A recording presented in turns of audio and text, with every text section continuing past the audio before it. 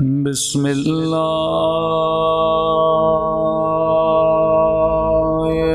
الرحمن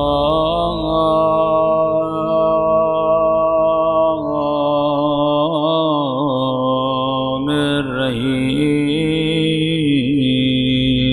بسم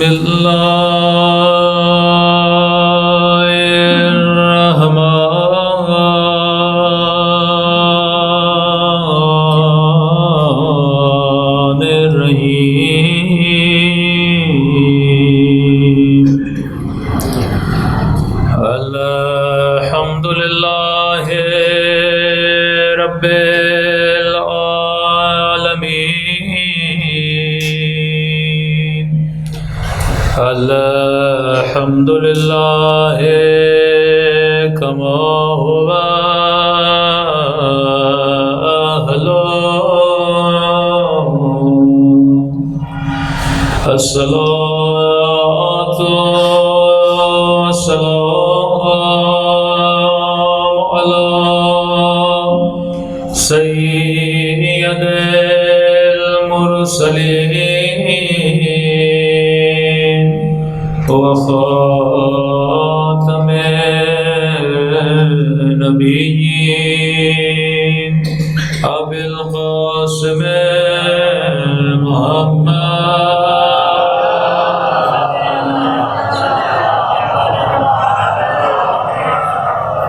وعلى آله الطيبين الطاهرين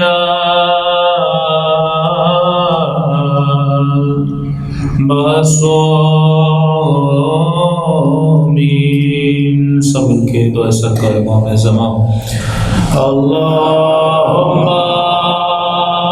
کل ولیک حجت ابن الحسن صلواتک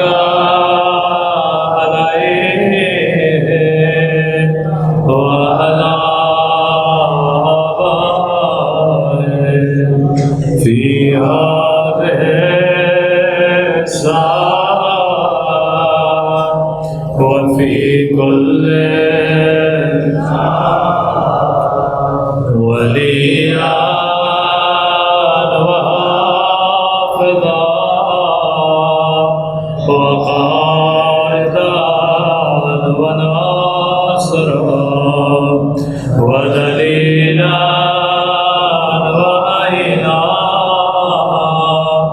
حتى تسكنه أرضك طوعا وتمتعه فيها طويلا برحمتك يا أرحم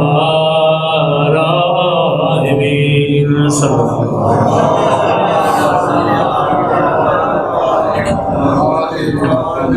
بسم اللہ الرحمن الرحیم. رب اشرح لي صدری ویسر لي امری واحلل عقدۃ من لسانی یفقهوا قولی. اما بعد فقد قال سبحانه وتعالى في محکم کتابه المجید وفرقانه الحمید وخلق الحق وهو صدق الصادقین. بسم اللہ الرحمن الرحیم. بقیۃ اللہ خیر لکم ان کنتم مؤمنین. صلوات پڑھیں محمد.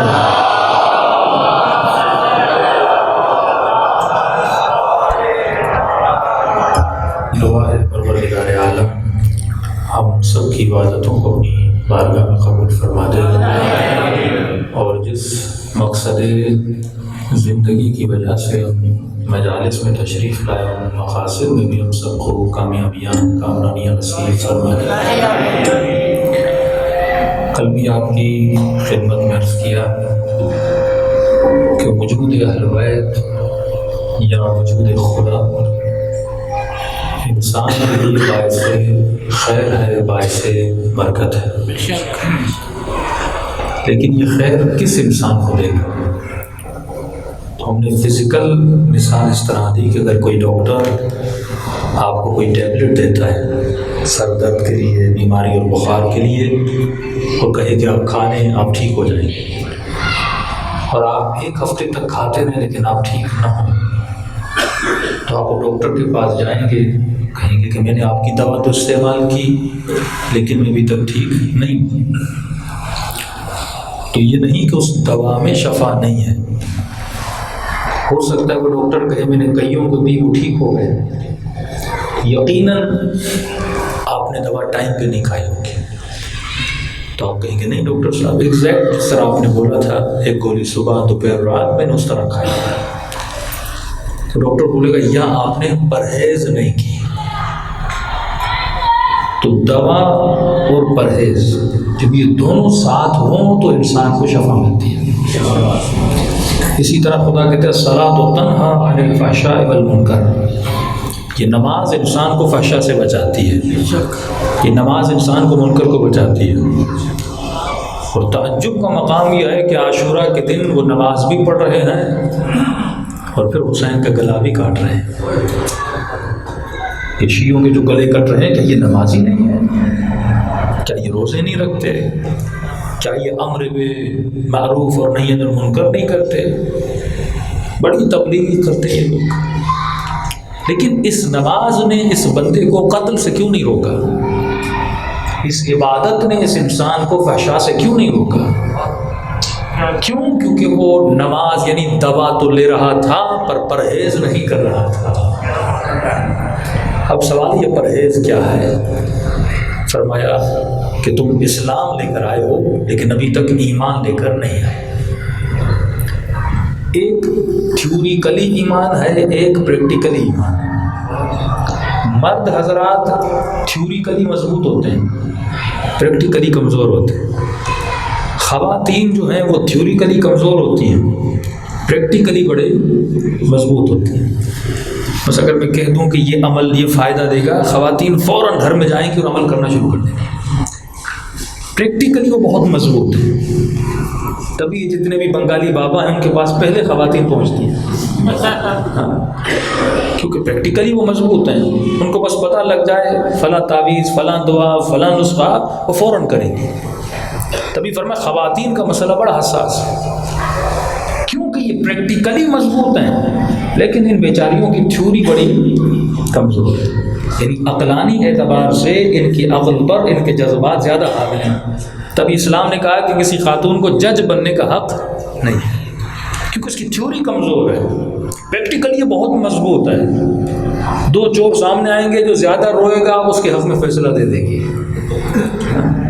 پریکٹیکلی بیچاری مضبوط ہے کیونکہ تھیوریکلی اس کی کیلکولیشن اتنی مضبوط نہیں ہے، لیکن جو مرد ہے تھیوریکلی بڑا مضبوط ہے، توحید پہ بات کرے گا، نبوت پہ بات کرے گا، امامت پہ بات کرے گا، مناظرے کرے گا، فلاں فلاں فلاں، لیکن جب پریکٹیکلی جاؤ گے تو نماز میں کمزور ہوگا، پریکٹیکلی جاؤ گے تو صداقت میں کمزور ہوگا، پریکٹیکلی جاؤ گے تو خمس نہیں دیتا ہوگا، مانتا ہے، تھیوریکلی تسلیم کیا ہوا اس نے۔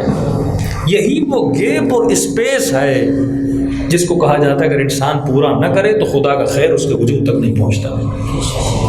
اگر خیر الہی چاہتے ہو اے انسان، تجھے مقام ایمان پر آنا ہوگا۔ کہتا تو ہے میں خدا کو مانتا ہوں لیکن پریکٹیکلی مانتا نہیں ہے۔ آپ بولو کسی سے امام زمانہ کو مانتے ہو؟ مانتا ہوں۔ اللہ حاضر ہے، اللہ دیکھ رہا ہے، چوری کیوں کی؟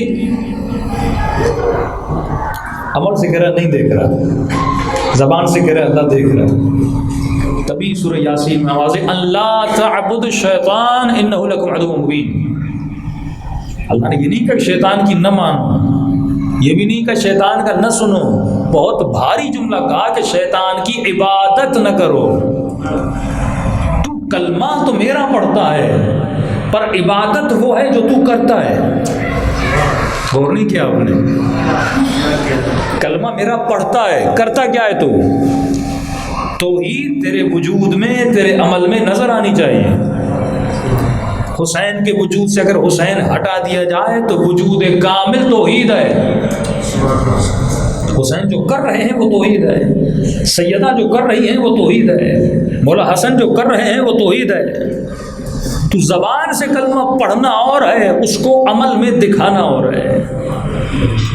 اب ہو سکتا ہے کہ کلمہ لا الہ الا اللہ پڑھے لیکن قرآن کی آواز رہے اللہ تعبد الشیطان، تو کس کی عبادت کر رہا ہے؟ شیطان کی عبادت کر رہا ہے۔ تو ہم نے کل عرض کیا کہ انسان اگر ایمان دل میں چاہتا ہے اسے خالص ہونا پڑے گا. مکس ایمان کسی کام کا نہیں. ایک گلاس ہو آب زمزم بھی ڈالو والیاذ باللہ، اس میں ایک قطرہ شراب کا بھی ڈالو، ایک قطرہ خون کا بھی ڈالو اور تربت کربلا بھی ملا دو، کوئی فائدہ نہیں جب تک یہ خالص نہ ہو. اور فرمایا حسین نے کربلا کا میدان بچھا کر تجھے ایک فرش عزا دیا، جس فرش عزا پہ مولا تجھے بلاتے ہیں، اور ان گندگیوں کو حسین کی مجلس فلٹر کرتی ہے. یہ جو ہماری ناخالصیاں ہیں، جو پیور چیزیں نہیں ہیں اس وجود میں، حسین کی مجلس سے کیا کر دیتی ہے. امام کا کام یہی ہے کہ تمہارے وجود سے جو ناخالص چیزیں ہیں ان کو نکالے اور تمہارے وجود میں پاک چیزوں کو پیدا کر دے. اور ان ناخالص چیزوں میں سے ایک چیز ہے جس کا نام ہے نفاق، کہ انسان منافق ہوتا ہے پر اسے پتہ نہیں ہوتا. 3 چیزیں ہیں، ایک مجرم ہے، ایک فاسق ہے، ایک منافق ہے. مجرم اسے کہتے ہیں جو قانون کو توڑے. ہو سکتا ہے مجرم ہو پر فاسق نہ ہو سکتا ہے قانون کی نگاہ میں مجرم ہو پر نیک ہو. مثال کے طور پہ کسی بندے نے کہا کہ مجھے بینک سے قرض لینا ہے، آپ میرے گارنٹیئر بن جائیے. آپ نے اچھی نیت کی، یعنی آپ کی نیت بھی اچھی تھی، آپ گارنٹیئر بن کے کل اس نے پیسے نہیں پلائے، آپ قانون کے کیا بنے؟ مجرم. آپ فاسق نہیں ہیں لیکن آپ قانوناً مجرم ہیں. ایک بندہ فاسق ہے، اس کی نیت ہی بری ہے لیکن مجرم نہیں ہے. کہ مولا علی فرماتے ہیں مالک اشتر، عجیب جملہ، اگر رات کے اندھیرے میں 2 لوگوں کو زنا کرتے ہوئے دیکھو، آنکھوں سے دیکھو، اس گناہ میں مبتلا رہے، دیکھو 2 لوگوں کو زنا کرتے ہوئے، مالک اگر صبح کو اسی بندے کو دیکھو تجھے حق نہیں اس کے بارے میں برا سوچو. یہ وہ انسانیت کا درس تھا جو علی بن ابی طالب دے رہے ہیں کہ اگر تم نے اس کے بارے میں برا سوچا تو یہ فسق ہے. مالک کا مولا رات کو آنکھوں سے دیکھا اسے گناہ کرتے ہوئے، اور آپ کہہ رہے ہیں وہی بندہ اگر صبح کو نظر آ جائے اس کے بارے میں برا نہ سوچوں. فرما مالک تجھے کیا پتا اس نے رات کو گناہ کیا ہو اور 2 گھنٹے کے بعد اس نے توبہ کر لی ہو. تو فیصلہ نہیں کر سکتا کہ ابھی تک اس نے توبہ نہیں کی. مالک اگر تم نے اس کے بارے میں برا سوچا، یعنی رات کو عین گناہ کرتے ہوئے دیکھا ہے، صبح کو اسی بندے کو میں دیکھ رہا ہوں، حق نہیں تم اس کے بارے میں برا سوچو. مالک خط پڑھیے مولا علی کے مالک کو، اپنے اصحاب کو انٹرنلی علی کس طرح خالص کر رہے ہیں کہ ہو سکتا ہے معاشرے کی نگاہ میں تم مجرم نہیں ہے لیکن اللہ کی نگاہ میں تو فاسق ہے، کیونکہ تو کسی کے بارے میں برا سوچ رہا ہے. اگر تمہاری عبادتیں لوگوں کے سامنے اور ہیں اور بندے تنہائی میں اور ہیں، اگر تو انتظار کرے کہ کوئی تجھے سلام کرے بعد میں تو سلام کرے، یہ نشانی ہے نفاق ہے. اتنا حساس ہے دین کہ خاتون جب رسول کی خدمت میں آتی، یہ درجات ہیں. کئی کہتے ہیں مولانا میں نے تو پاک کھانا کھلایا بچوں کو، پاک پھر بچے گمراہ کیوں ہیں؟ صرف حلال نہیں کھلانا تجھے، حلال بھی کھلانا ہے، طیب بھی کھلانا ہے، طاہر بھی کھلانا ہے. مولانا یہ حلال کیا ہے، طیب کیا ہے، طاہر کیا ہے؟ پڑھو زندگی اہل بیت. جب یہ خاتون رسول کی خدمت میں آتی اور کہتی یا رسول اللہ میں آپ کی دعوت کرنا چاہتی ہوں، یہ کھانا میری طرف سے. رسول نے کہا حلال کماتی ہو؟ کہاں یا رسول اللہ، محنت کرتی ہوں، پسینہ بہاتی ہوں. کام کیا کرتی ہو؟ یا رسول اللہ 10 فروشی کرتی ہوں، چیزوں کو لیتی ہوں مارکیٹ میں جا کے بیچتی ہوں. کہاں تو سچ کہہ رہی ہے، یہ حلال ہے. لیکن میرے ایک سوال کا جواب دے، جب تو ان چیزوں کو بیچ رہی تھی اسی وقت اذان کی آواز آ رہی تھی، کیا تم نے اپنے کام کو بند کیا اور مسجد کی طرف گئی تھی کہ نہیں؟ کہ یا رسول اللہ نہیں، پہلے چیزوں کو بیچتی تھی پھر کہتی تھی دیر میں جا کے نماز پڑھوں گی. کہ تیرا مال حلال تو ہے پر طیب نہیں ہے. طیب تب بنتا ہے جب کاروبار کرو تو یعنی تمہارے وجود میں اللہ نے اکنومیکلی عقل دی، اس کو جب کہتے ہیں اقتصادی عقل، کمانے والی عقل. لیکن اگر یہ کمانے والی عقل کام کر رہی ہے کہ مجھے پیسہ کیسے جمع کرنا ہے، اس کو ڈبل کیسے کرنا ہے، کون سا بزنس کرنا ہے، یہ بھی اللہ کی خدا داد استعداد ہے. اگر یہ کمانے والی عقل ہے لیکن اس کے ساتھ دوسری عقل بھی ہونی چاہیے، بچانے والی عقل. آخرت بچانے والی عقل جس کو عقل معاد کہتے ہیں، یہ عقل معاش ہے، وہ عقل معاد ہے، دونوں عقول تمہارے ساتھ چلنی چاہیے۔ اگر تمہیں کمانا آتا تھا تو کیا تم نے آخرت کو بچانا بھی آتا تھا کہ نہیں؟ جب دونوں کو ساتھ ملاؤ گے اب یہ حلال بھی ہوگا اور اس کے ساتھ ساتھ طیب بھی ہوگا۔ لیکن پھر وہ کون سی منزل ہے کہ طاہر بھی ہو، حلالاً طیباً طاہرا۔ اب تین چیزیں جب ملتی ہیں، اب یہ رزق اور لقمہ جب بچوں کے پیٹ میں جاتا ہے پھر بچے زینبی بچے بن جاتے ہیں، پھر ان کوکوں اور ان ماؤں کی گودوں میں عباس جیسے بچے پلتے ہیں۔ یہ وہ رزق کا اثر ہے جو بچوں پہ پڑتا ہے۔ طاہرن کیا ہے؟ انما یرید اللہ لیذھب عنکم الرجس اہل البیت ویطہرکم تطہیرا۔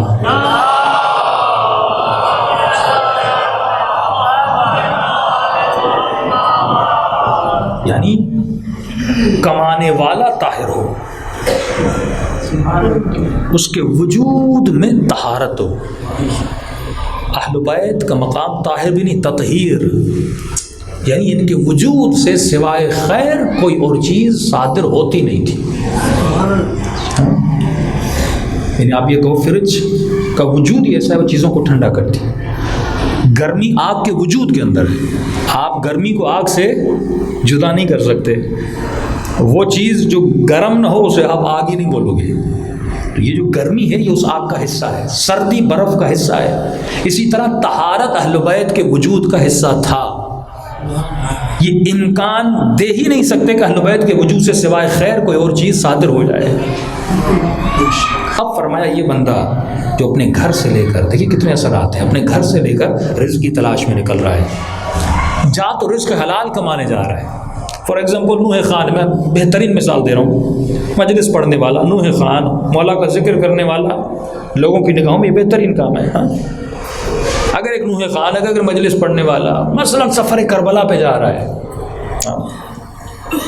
کمانے جا رہا ہے، مثلا قافلہ لے کر جا رہا ہے، کوئی کام کر رہا ہے، بہترین ہدف ہے، لیکن سوال یہ ہے اس ڈیوریشن میں جب جا رہا ہے اس درمیان اس کی ایکٹیویٹی کیا ہے؟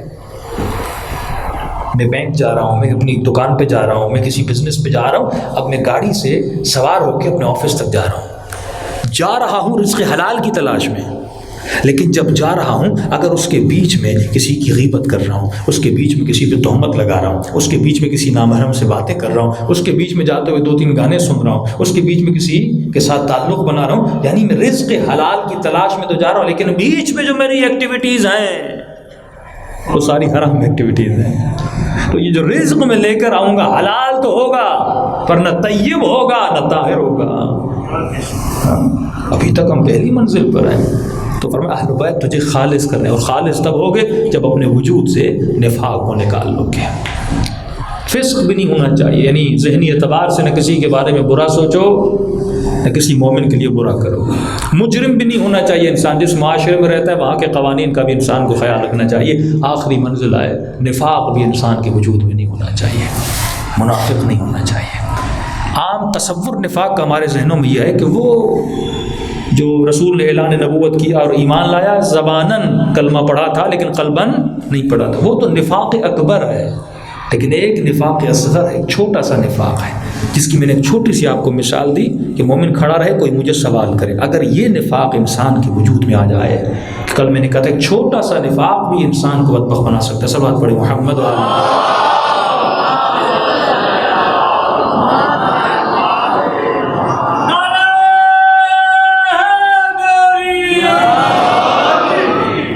گیارہویں امام کا زمانہ تھا، امام کا ایک چاہنے والا، قم کا رہنے والا سعد بن عبداللہ اشعری کہتا میری کسی مخالف سے بحث چھڑ گئی کہ انہوں نے کہا آپ شیعوں کا عقیدہ ہے کہ آپ لوگ کچھ ایسے اصحاب ہیں کہ آپ بولتے ہو یہ شروع سے منافق تھے، جن کو مسلمان اپنا بہت بڑا مانتے ہیں۔ تو جب بحث چھڑی اس نے کہا یہ ممکن نہیں ہے، مناظراتی بحث ہو رہی تھی، تو اس نے کہا کیوں ممکن نہیں؟ اس لیے ممکن نہیں ہے کیونکہ کچھ وہ لوگ تھے جنہوں نے مدینے میں ایمان لایا، کچھ وہ لوگ تھے جنہوں نے مکے میں ایمان لایا۔ اگر منافق ہوتے یا کافر ہوتے تو اللہ اعلان انکار کر دیتے کہ ہم اسلام نہیں لا رہے. منافق ہوتے تو کسی ڈر سے مسلمان ہوتے نا. تو مکے میں تو نبی نے تلوار اٹھائی نہیں تھی، مکے میں نبی کے پاس کوئی پاور تھا ہی نہیں. تو یہ کیسے ممکن ہے؟ وہ رسالت، دو حالت ہیں، یا وہ حقیقتاً ایمان لا رہے ہیں یا وہ نبی کے ڈر سے مومن ہو رہے ہیں. تو مکے میں تو کوئی ڈر تھا ہی نہیں، نہ تلوار تھی، نہ نبی کو پاور تھا، نہ طاقت تھی. تو کیسے ممکن ہے کہ جب کوئی ڈر بھی نہ ہو لیکن پھر بھی آئیں اور رسالت کے ہاتھوں پر ایمان لائیں؟ بہت سیریس کنڈیشن ہے. اگر ہم ان کو منافق کہہ رہے ہیں یا ہماری نگاہوں میں کوئی منافق ہے تو پروف کرنا پڑے گا وہ منافق ہے، جبکہ انہوں نے اس وقت ایمان لایا تھا جس وقت بہت کم لوگ تھے جنہوں نے رسول کے ہاتھ پہ ایمان لایا تھا. کیسے ممکن ہے؟ نہ تلوار کا ڈر تھا، نہ خوف تھا. اس مکے کے حالات میں نبی کے ہاتھوں پہ ایمان لا رہے، اس کا مطلب وہ حقیقی مومن تھے.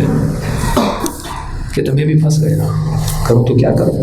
کوئی میرے پاس واقعا جواب نہیں تھا. ہاں یہ جانتا تھا کوئی نہ کوئی جواب ہے، عقیدہ کیونکہ پکا تھا، لیکن وہ جواب ہے تو کون سا جواب ہے مجھے نہیں پتا تھا. کہ وہاں پر 11ویں امام کا ایک نائب خاص تھا. میں نے اس سے جا کر پوچھا قم میں. اب اس زمانے کا قم یاد رکھیے، اس سے جا کر میں نے کہا کہ یہ مسئلہ آ گیا. اس نے کہا کوئی بات نہیں، اگر مسئلہ آ گیا ہے میں بھی جا رہا ہوں امام حسن عسکری سے ملنے کے لیے، تم ساتھ چلو، مسئلہ وہاں پر امام سے پوچھ لینا. پھر ہم وہاں پہنچے امام کی خدمت میں. کہ صبر کرو، میں لوگوں کا خمس جمع کروں اور جا کے مجھے امام کو خمس دینا ہے. جب وہاں پہنچا مولا کو سلام کیا. اب جیسے امام کے گھر پہنچے تو مولا کی گود میں ایک بچہ بیٹھا ہوا تھا جس کی عمر تھی 5 سے 6 سال. یہ بچہ امام کی داڑھی کے ساتھ کھیل رہا تھا. نورانی سا چہرہ اس بچے کا. جیسے ہم پہنچے یہ بچہ ہمیں دیکھ نہیں رہا تھا، یہ بس اپنے والد سے کھیل رہا تھا. امام کے ہاتھ میں ایک سونے کی چیز تھی، اس کو امام ایسے پھینکتے تھے. یہ بچہ آگے جاتا تھا، اس کو لے کر پھر اپنے والد کے پاس گود میں آ کے بیٹھ جاتا تھا. ہمیں نہیں پتا یہ بچہ کون ہے. جب اس صحابی نے کہا کہ مولا میں قوم سے آپ کے لیے خمس لایا ہوں آپ کے شیعوں کا، تو امام نے کہا سامنے رکھو. اس نے سامنے رکھا.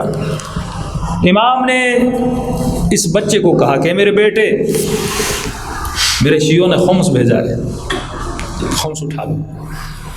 کہ یہ 5 سال کا بچہ جس سے امام نے کہا میرے بیٹے، تب تک پتہ نہیں تھے مولا کا بیٹا ہے. تو اب اس امام نے میری طرف دیکھا. ابھی تک یہ بچہ ہماری طرف دیکھ نہیں رہا تھا، اور خمس لانے والے کی طرف دیکھا. کہا کہ بابا ان تھیلیوں میں فلاں نے اتنا بھیجا، فلاں نے اتنا بھیجا، فلاں نے نام لیے اور خمس کی مقدار بتائی. کہا کہ اس تھیلی کو میں ہاتھ لگا نہیں سکتا کیونکہ یہ اس مال سے خمس نکلا ہے جو مال نجس ہے، اور امامت کا ہاتھ اس مال میں لگ نہیں سکتا. اب اس زمانے کے شیعہ جو پابند خمس بھی ہیں، نائب خاص امام کو خمس دے بھی رہے ہیں، اور امام فرماتے ہیں اس مال کو میں ہاتھ نہیں لگاؤں گا کیونکہ یہ مال نجس ہے. پھر امام نے بتایا اس نے فلاں کمائی سے، فلاں کمائی سے، فلاں کمائی سے، اس کمائی سے اس نے خمس نکالا ہے، یہ ہم نہیں لے سکتے کیونکہ یہ نجس ہے. کئی لوگ یہ سمجھتے ہیں کہ ہم حرام کی کمائیوں سے خمس نکالیں گے مال پاک ہو جائے گا.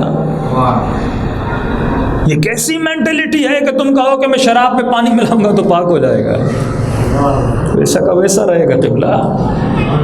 خمس ہے حلال کمائی پر، حرام کمائی پہ دو بھی اس کا فائدہ ہے ہی نہیں. کہ یہ بات ختم ہوئی. اب ایک مرتبہ اس نے سوال کیا کہ مولا قم میں کسی مخالف سے میرا مناظرہ ہوا ہے. اس نے کہا جن کو آپ منافق مان رہے ہیں، اتحاد کی وجہ سے میں نام نہیں لے رہا، جن کو آپ منافق مان رہے ہیں، جنہوں نے پہلے ایمان لایا تھا، تو وہ کہہ رہا ہے یہاں تلوار کے زور پہ ایمان لانا چاہیے، آپ کہہ سکتے ہو منافق ہے. یہ آپ کیسے بول سکتے جب انہوں نے اس وقت ایمان لایا تھا جب کوئی ایمان نہیں لا رہا تھا. کفار کا خوف بھی تھا لیکن انہوں نے اس کو بھی نہیں دیکھا. تو کہتا ہے امام نے میرا مان لیا، نام لیا. 5 سال کے امام حسن سے کہا کہ بچے اس کا جواب اپنے بیٹے کو کہا کہ امام نام لیا سعد بن عبداللہ اشعری. تیسری صورت بھی ہے.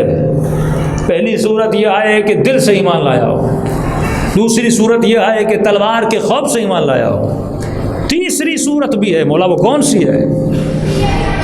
کہا کہ فاران کے یہودیوں نے ان کو بتا دیا تھا کہ یہ جو شخص ہے جس نے اعلان نبوت کیا ہے یہ پورے خطے عرب کا حاکم بنے گا۔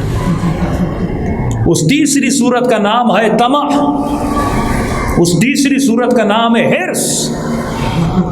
انہوں نے حرص اور طمع کی وجہ سے، کیونکہ ان کو پتہ چل چکا تھا یہ پورے خطے عرب کے حاکم بنیں گے، انہوں نے ایمان لایا تاکہ اس کے جانے کے بعد حکومتوں کو اپنے ہاتھ میں لیا جائے۔ یہ حدیث امام حسن عسکری اور بیان کون کر رہے ہیں؟ امام زمانہ عجل اللہ تعالی۔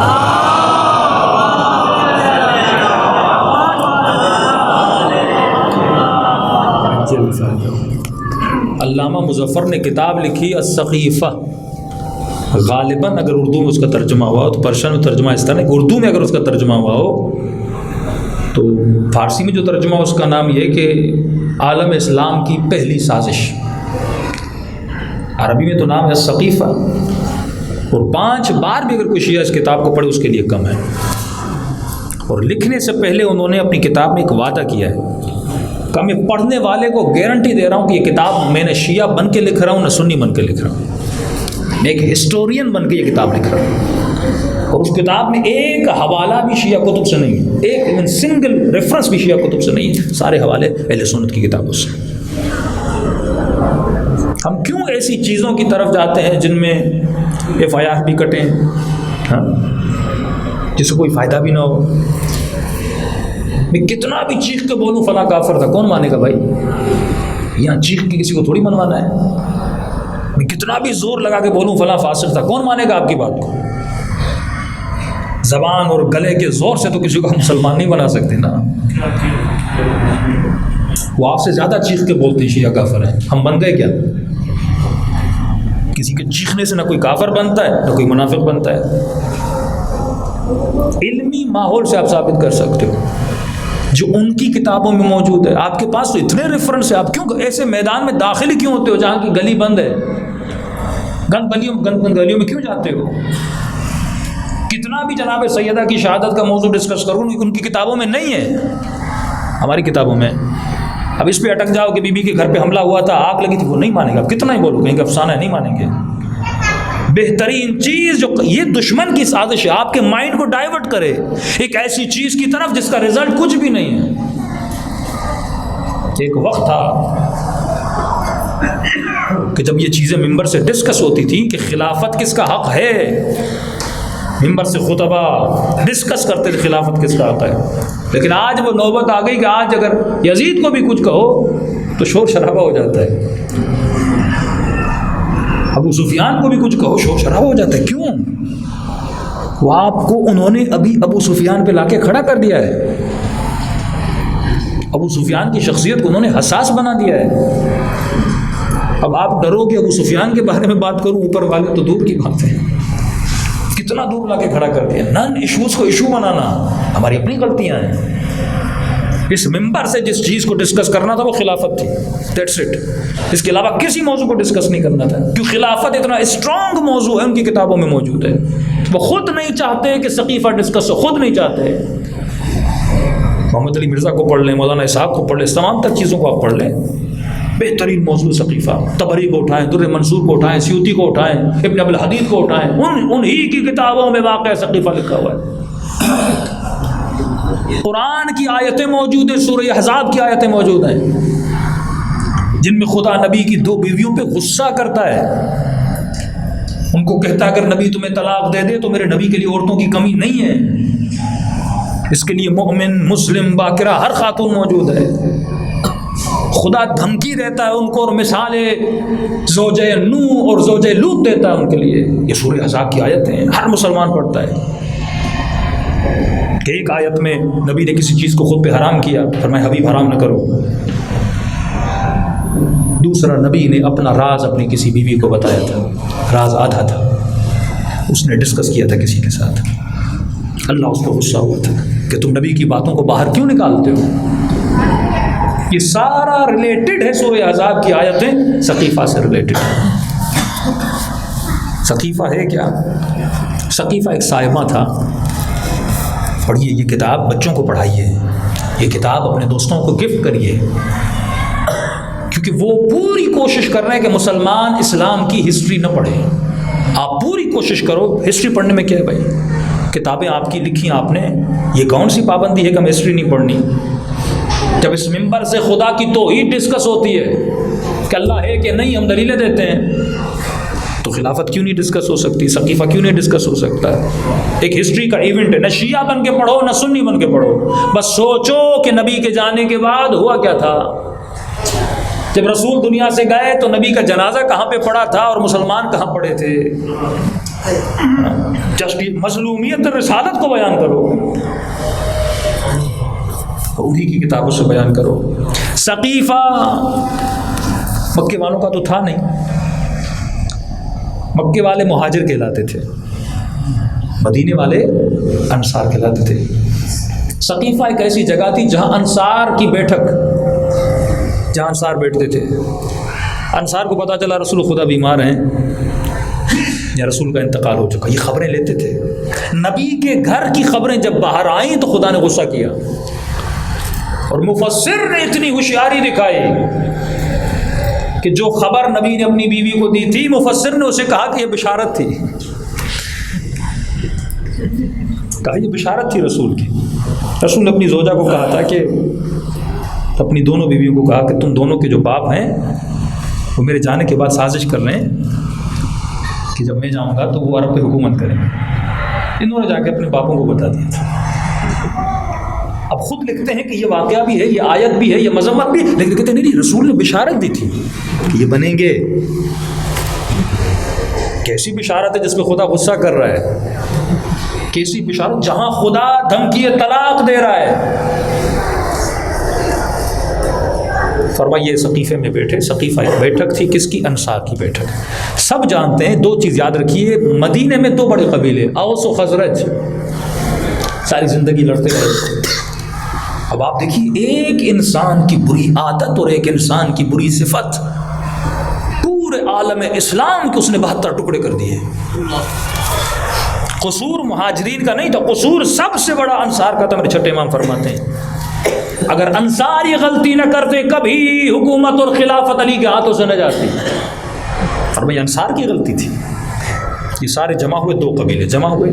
کیوں جمع ہوئے؟ کہ رسول چلے گئے، خلیفہ کون بنے گا؟ کہ قریش خلیفہ بنائیں گے، اور قریش خلیفہ بنائے تو قریش تو ہمیں مار دیں گے۔ ان دونوں کا آپس میں جھگڑا ہوتا تھا کہ قریش کیسے ہم پہ حاکم بنے گے، ہم اپنے اندر سے کسی کو خلیفہ بناتے ہیں۔ کہ یہ خبر پہنچی جناب عمر کو، جناب ابوبکر کو، اور جناب ابو عبیدہ جراح کو، یہ تین۔ اب خود جناب عمر فرماتے ہیں کہ جب میں جا رہا تھا سقیفے کی طرف، کنت اصور فی نفسی، تصویر کا نام آپ نے سنا ہوگا، نقشہ بنانا، کہ میں ذہن میں سوچ رہا تھا اب یہ لوگ خلیفہ بنا رہے ہیں تو میں وہاں جا کے ایسا کیا کروں کہ خلیفہ ہم میں سے ہو جائے، ان میں سے نہ ہو۔ ایسے حالات بگڑے ہوئے تھے، رسول خدا دنیا سے جا چکے ہیں، اب اس امت کا خلیفہ جو پہلے میدان میں کودے۔ کہ میں سوچ ہی رہا تھا، اور جیسے ہم سقیفے میں پہنچے، یہ آپس میں ان کی گہما گہمی تھی، انہوں نے دیکھا بھائی قریش کے بڑے آ گئے۔ کہ وہاں پہ میں بات کرنا ہی چاہتا تھا، لیکن جناب ابوبکر نے میرے ہاتھ کو پکڑ لیا کہ تو خاموش ہو جا، کیونکہ جناب عمر کے لیے مشہور وہ شورٹ ٹیمپر والے تھے، بہت جلدی غصے میں آتے تھے، لیکن جناب وہ ٹھنڈے مزاج کے تھے۔ انہوں نے اس کا تم رک جاؤ، میں بات کرتا ہوں، اور انہوں نے بات کرنا شروع کی، اور بات کرتے ہی انہوں نے انصار کی تعریفیں کرنا شروع کی۔ آپ انصار ہو، آپ نے رسول خدا کی مدد کی ہے، سورہ بقرہ آپ کے شان میں اتری ہے، اور جیسے انصار کی تعریفیں کی، تبھی رسول فرماتے ہیں جو آ کے تیری تعریف کرے سب سے پہلے اس سے ڈرا کرو۔ ایسے کوئی تعریفیں نہیں کرتا۔ تبھی فرمایا نفس کے لیے سب سے بڑا خطرہ جو تمہاری تعریفیں کرے۔ سارے وہ مولوی تباہ ہو جاتے ہیں جو ایسے چاپلوس اپنے ساتھ پال کے رکھتے ہیں، مفت میں کوئی تعریف نہیں کرتا۔ یہ ایسے تعریفیں کی نفاق کی نشانی ہے کہ اتنی تعریفیں کی وہ پھول گئے کہ بھائی یہ تو ہماری تعریفیں کر رہا ہے، اس کا مطلب یہ ہم سے کچھ بنائیں گے۔ ساری تعریفیں کرنے کے بعد جناب ابوبکر نے کہا لیکن خلیفہ جو ہے وہ تو قریش سے ہوگا۔ اب یہاں غور کیجیے گا، دین کی بات نہیں کی، اسلام کی بات نہیں کی، ایمان کی بات نہیں کی، یہ جملہ کا اعراب میں، اسلام نہیں، عربوں میں، اعراب میں اگر کوئی آج تک حاکم بنا ہے وہ قریش سے بنا ہے، تو اب بھی قریش سے بنے گا، نہ آیت پڑھی نہ رسالت، کوئی اعراب سے۔ تو انہوں نے کہا ہم تو نہیں مان سکتے۔ کیوں نہیں مانو گے؟ کہ رسول کی حدیث بھی ہے، خلفاء من قریش، میرے خلیفہ کہاں سے ہوں گے؟ قریش، اور واقع نبی کی حدیث بھی ہے، لیکن وہ عدد جو نبی نے بیان کیا، 12 خلیفہ، 12 نقیبہ، 12 نقیب ہوں گے، 12 خلیفوں نہیں بتایا، کہ نبی کا فرمان ہے سارے خلیفے کہاں سے ہوں گے؟ قریش سے ہوں گے۔ اب یہاں پہ 2 قبیلے ہیں، دیکھیے ایک صفت انسان کو کہاں سے کہاں لے جاتی ہے۔ چھٹے امام فرماتے ہیں، امام جعفر صادق علیہ السلام،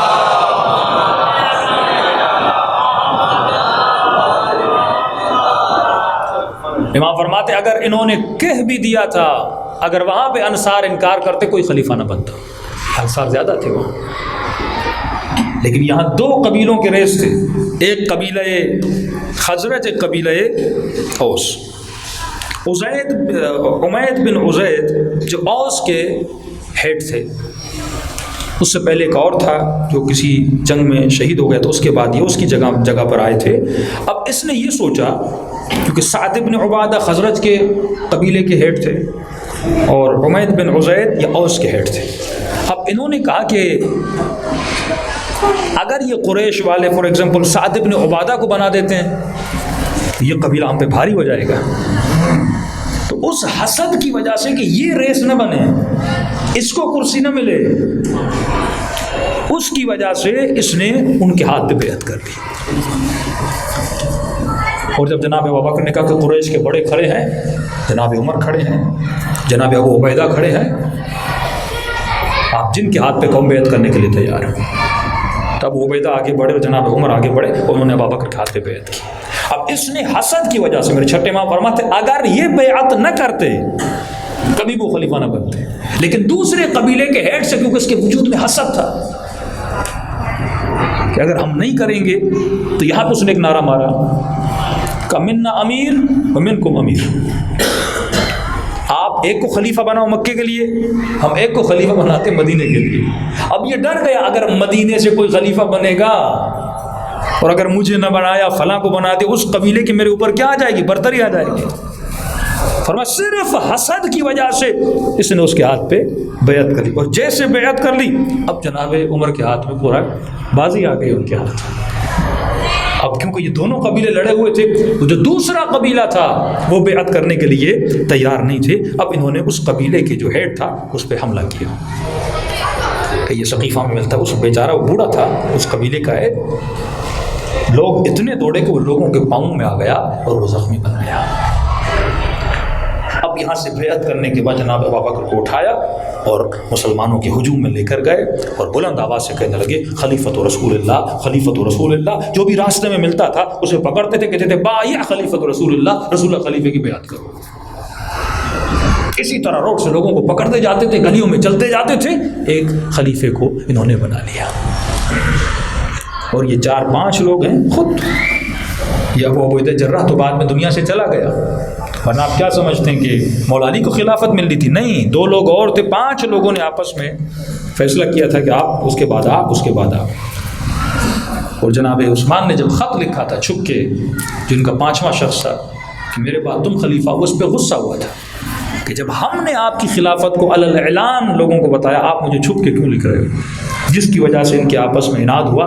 پھر وہ جملہ امیر المومنین کا نہج البلاغہ میں کہ امام فرماتے ہیں یہ علی کی بد دعا تھی کہ ان دونوں میں جھگڑا ہو جائے، اختلاف ہو جائے، تب جا کے مولا علی کو خلافت ملی۔ تو جب تک مسلمان مدینے کے حالات کو نہیں پڑھے گا، 72 دن ہوتے رسول خدا کو گزرے ہوئے، انصار نے بھی بھلا دیا کہ غدیر خم میں علی سے بیعت کر چکے تھے، مہاجرین نے بھی بھلا دیا کہ ہم نے علی کے ساتھ بیعت کی تھی۔ کس وجہ سے؟ صرف قبائل کی محبت کی وجہ سے۔ اور اتنے بڑے واقعے کی جڑ کیا بنی؟ ایک شخص کا حسد بنا کہ کہیں اوس کے قبیلے کا ہیڈ ہمارے سر پہ نہ آ جائے، اس کے حسد کی وجہ سے اس نے پوری امت میں اتنے ٹکڑے کر دیے۔ صلوات پڑھے محمد والا۔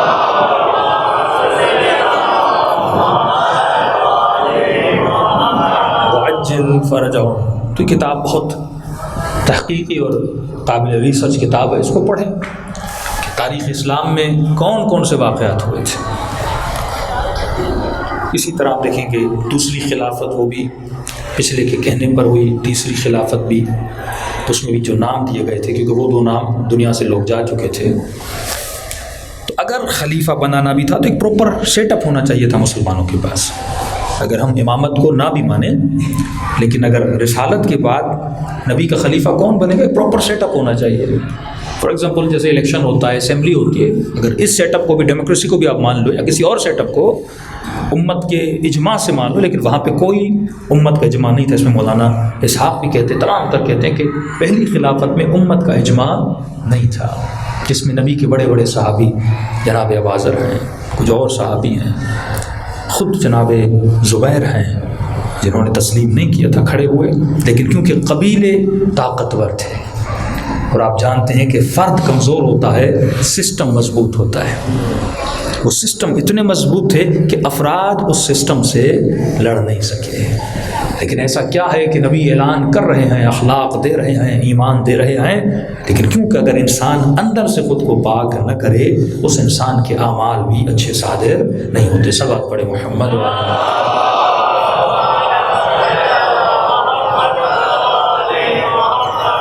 وعجل فرجہ۔ تو وہ خطرناک چیزیں جو اگر انسان کے وجود میں آ جائیں، ایک صفت حسد، ایک صفت بغض انسان کو قاتل بنا دیتی۔ دشمن کو اسلام سے خطرہ نہیں ہے، کون سا اسلام، اس سے اس کو خطرہ ہے۔ علی کا اسلام، امیر شام کا اسلام، ہاں یہ کنڈیشنز ہیں۔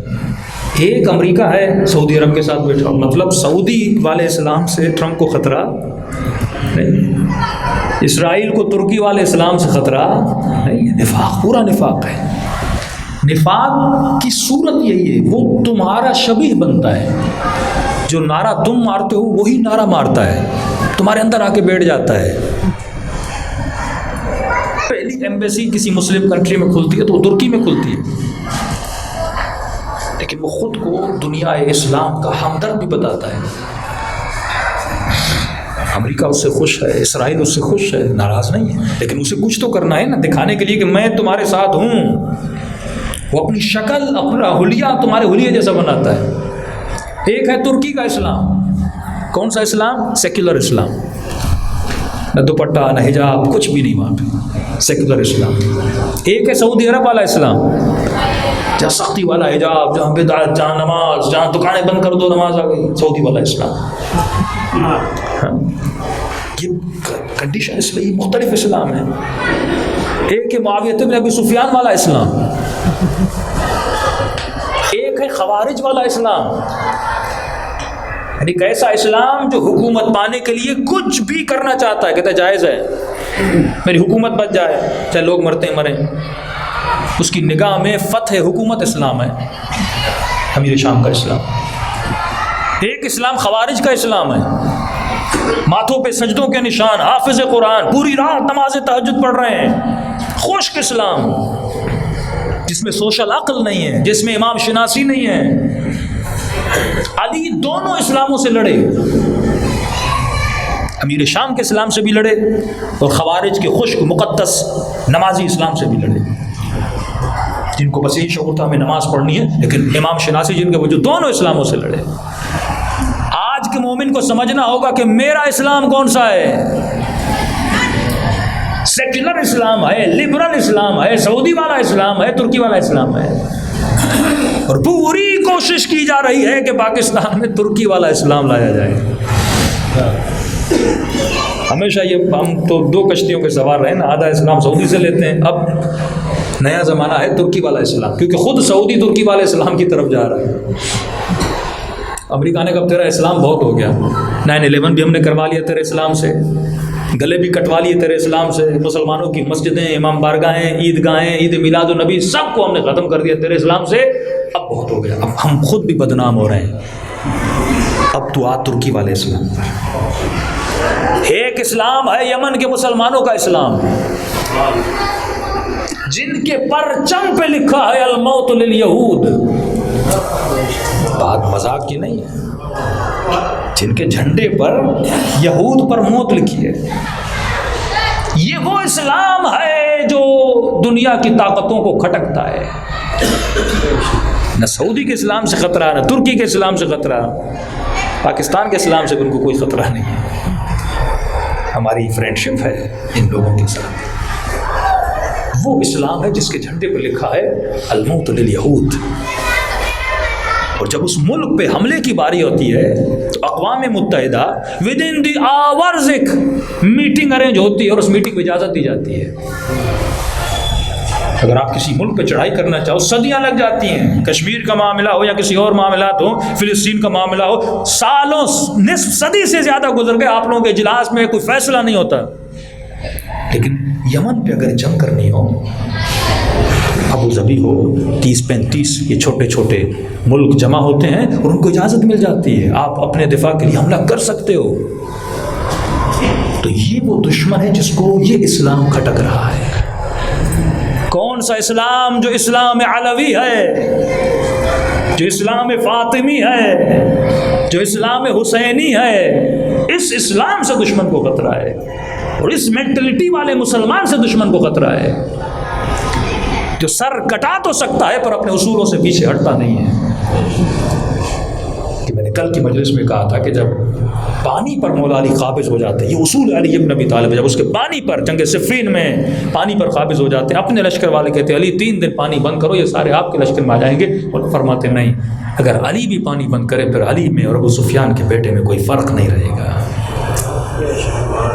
وہ اسلام جس کا معیار انسانیت اور توحید تھی. میرے امام فرماتے ہیں کہ شیطان کربلا میں ایک لمحہ ایسا تھا جب چیخا تھا کہ کاش یہ کام نہ کرتا. کب؟ فرمایا جب حرملہ نے علی اصغر کے گلے پہ تیر چلایا تھا. شیطان نے کہا میں ہار گیا، یہ کام نہ کرتا. کیوں؟ کیونکہ قیامت تک آنے والے کہیں کہ جنگ حسین سے تھی. بچے نے کیا بگاڑا تھا؟ یعنی ثابت کر دیا آقا حسین نے کہ میرا مقابلہ انسانوں سے نہیں تھا.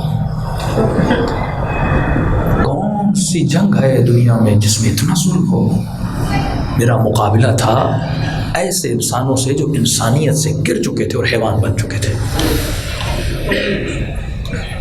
کہ دنیا کی ماں آج بھی ایسے انسان جنم دے رہی ہے. یہ مت سمجھیے شمر کل تھا، یہ آج کے شمر جو داعش اور طالبان کی صورت میں.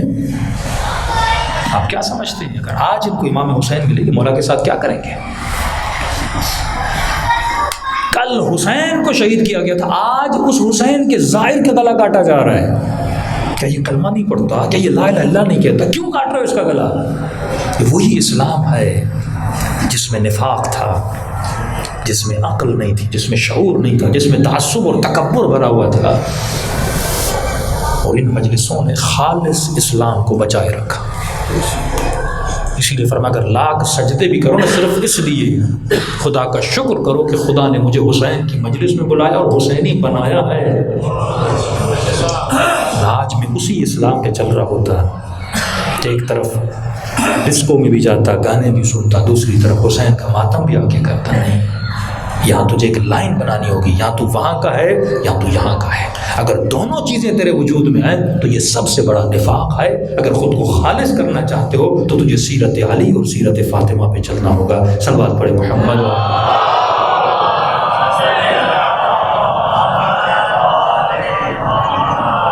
قطعاً یہ ایک مجلس کے ٹاپک نہیں ہوتے. ہمارے یہاں ایک مسئلہ یہ بھی ہے، چلو ایک سنگل مجالس کا ایشو نہیں ہوتا کیونکہ یہاں ایک خطابت کی دوڑ ہوتی ہے، تو اس میں خطیب کی کوشش ہوتی ہے کہ اس دوڑ میں جیت جائے. جب دوڑ لگتی ہے تو آپ کو پتہ ہے پھر اس میں اخلاقیات مد نظر نہیں ہوتی، صرف جیت مد نظر ہوتی ہے. یہ جلسوں میں ماحول بڑا ہوتا ہے.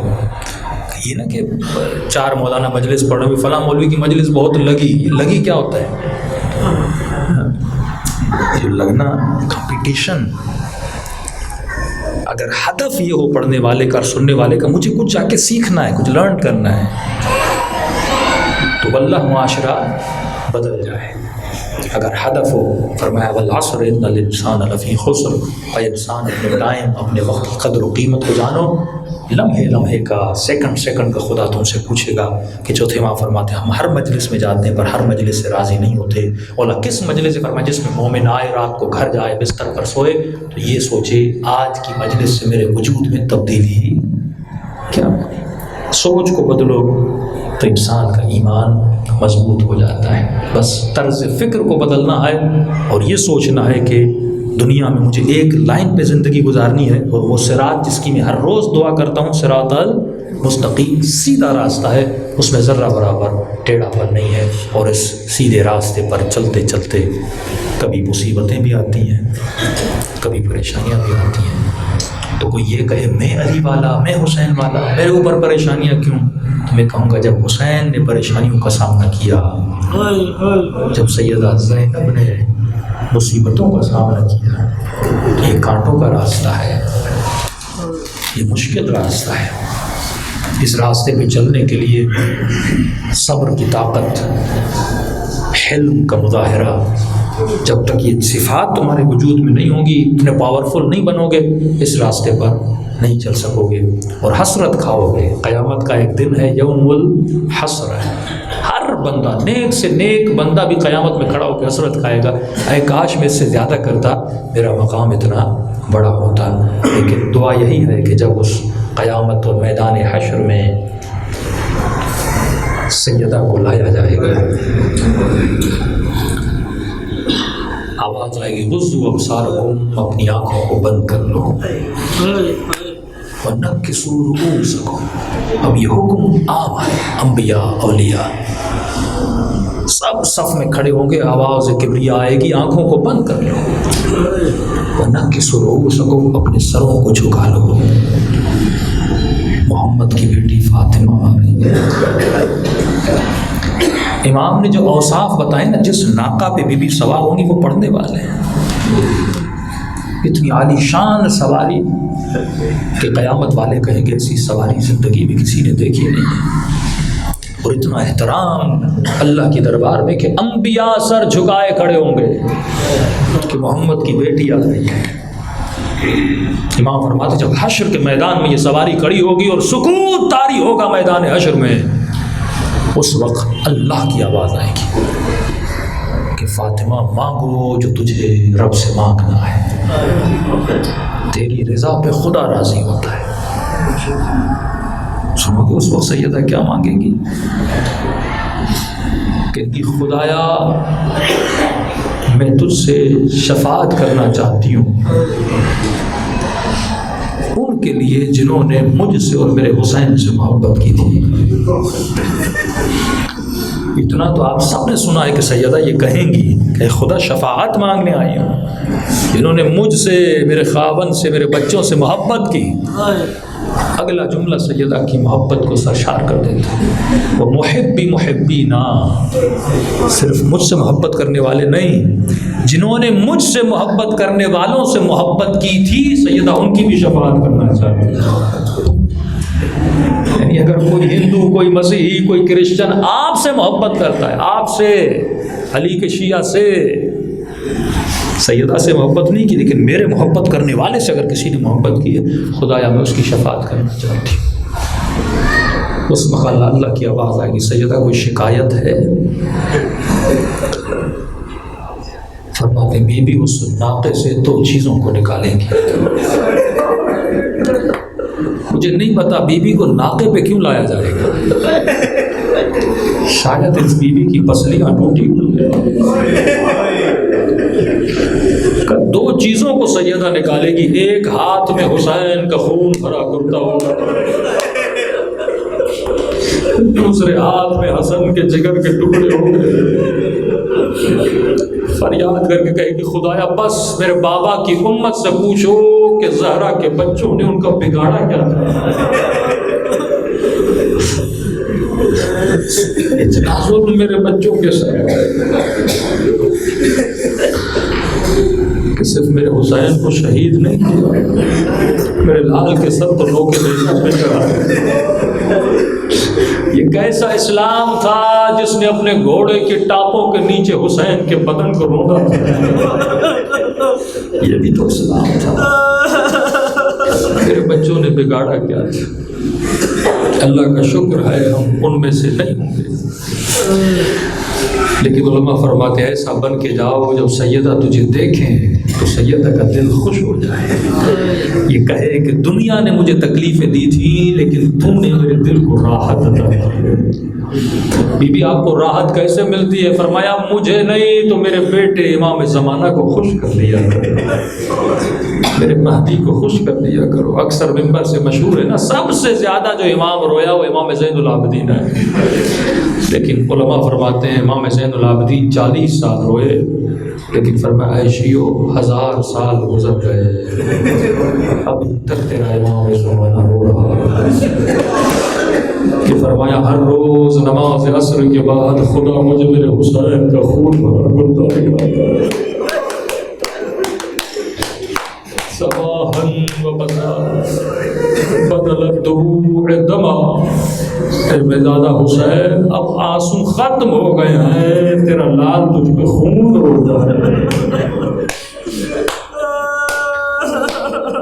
آؤ اس امام کو پرسانے دیو کو کربلا اور مدینے لے جاؤ. السلام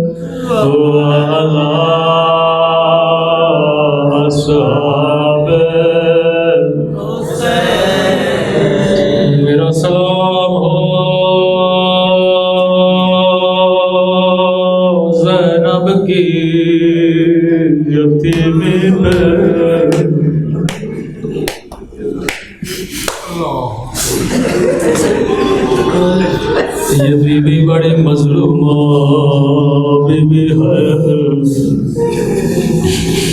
بچپنے میں اس بی بی نے اماں کی ٹوٹی ہوئی پسلیاں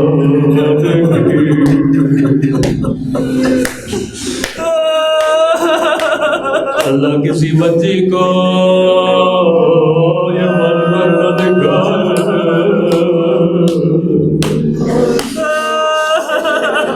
کبھی بھی جب دربار سے واپس آئی زینب نے ماں کو پہچانا نہیں.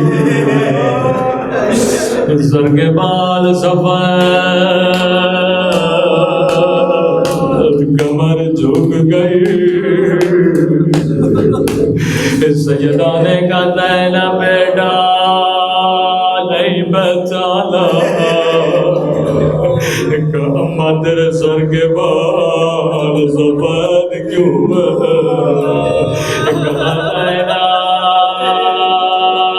میں صحابی کی دربار میں گئی ہوں, میرا یہ حال ہوا ہے. میرے زینب تجھے شرابی کی دربار میں جانا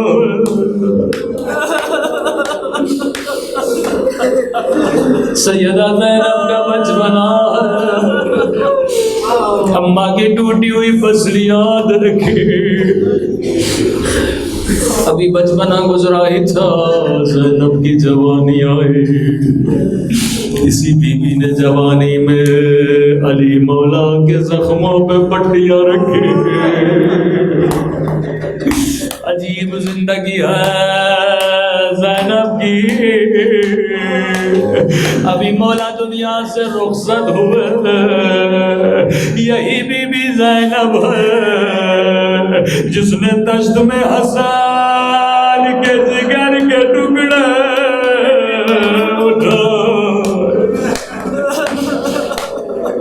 بڑے پیار سے بھائی کو کفن دلوائے. لیکن جب جنازہ واپس آیا زینب اپنے ہاتھوں سے تیر نکال رہی ہے. حسن میں نے تو سفید کفن پہنایا تھا، ارے کفن کا خون رنگی ہے. ابھی حسن کا واقعہ تمام ہوا، زینب کو بڑھاپے میں سیدہ زینب کربلا میں موجود. وہ بچپنے میں اماں کی ٹوٹی ہوئی پسلیاں، جوانی میں بابا کا زخمی سار، پھر حسن کے جگر کے ٹکڑے. اب یہی زینب تلے زینبیہ پہ کھڑی ہے اور شمر حسین کے سینے پہ سوار ہے. رو رو کے کہہ رہی ہے میرے اللہ، وہ میرا حسین اس قابل تو نہ تھا. وہ اما زہرا نے چکیاں پیس پیس کے پالا تھا.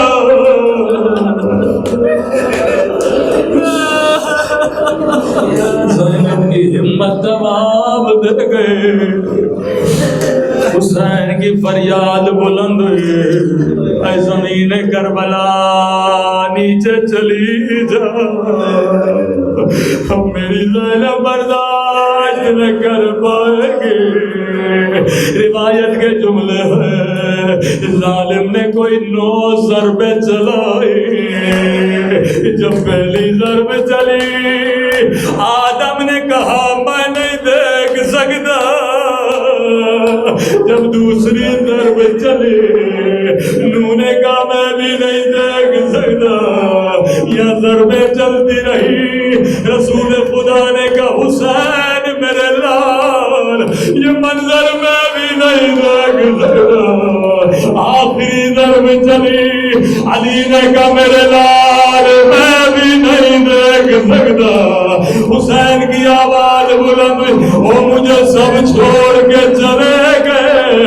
ایک مرتبہ غیب سے آواز آئی، حسین تیری ماں زہرا وہ موجود ہے، آجا میرے لال.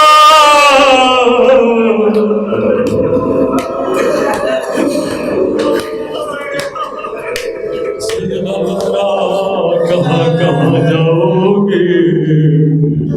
بی بی کبھی کربلا میں، کبھی شام کے دربار میں، کبھی زندان شام. اے خدا تجھے سیدہ کی مظلومیت کا واسطہ، تجھے اہل بیت کی اسیری اور یتیمی کا واسطہ، ہمارے مولا اور آقا امام زمانہ کا ظہور فرما. ہم سب کو مولا کے آباد اور انصار میں شریک فرما. پروردگار تب تک موت نہ دینا جب تک اپنے گناہوں سے معافی نہیں کرتا. خدایا دنیا اور آخرت میں شفاعت جناب سیدہ نصیب فرما. فانیان مجلس کی پریشانیوں کو دور فرما. حاضرین مجلس کے گھروں پر اپنی رحمتوں کو برکتوں کو نازل فرما. ہر طرح کی نظر بد و شر اشرار سے ہم سب کو محفوظ فرما.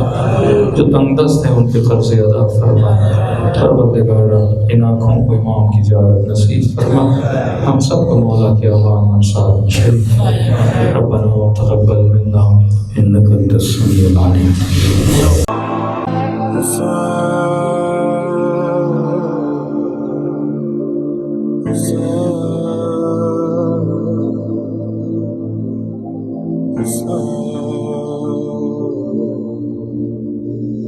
السلام